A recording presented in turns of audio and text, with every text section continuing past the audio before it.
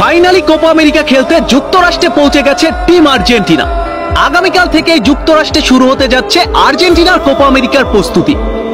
আজ অথবা কালকের মধ্যেই দলের সাথে যোগ দেবে স্কোয়াডে থাকা বাকি প্লেয়াররা।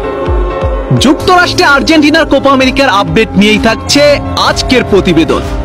বন্ধুরা, আগামী 20 জুন কোপা আমেরিকার পদ্মা উঠতে যাচ্ছে আমেরিকায়, যেখানে আর্জেন্টিনার ম্যাচ দিয়ে শুরু হতে যাচ্ছে এবছরের কোপা আমেরিকার উদ্বোধনী ম্যাচ। আর ইতোমধ্যেই কোপা আমেরিকার প্রস্তুতি নিতে যুক্তরাষ্ট্রে পৌঁছে গেছে টিম আর্জেন্টিনা। আজ ভোরে যুক্তরাষ্ট্রের মিয়ামি শহরে এসে পৌঁছেছে আর্জেন্টাইন খেলোয়াড়রা। এয়ারপোর্টে সবার আগে দেখা মিলেছে জিওভানি লো সেলসো ও লিয়ান্দ্রো পারেদেসের। এছাড়াও তাদের সাথে যুক্তরাষ্ট্রে এসে পৌঁছেছে স্কোয়াডে থাকা অনেক গুরুত্বপূর্ণ খেলোয়াড়রা।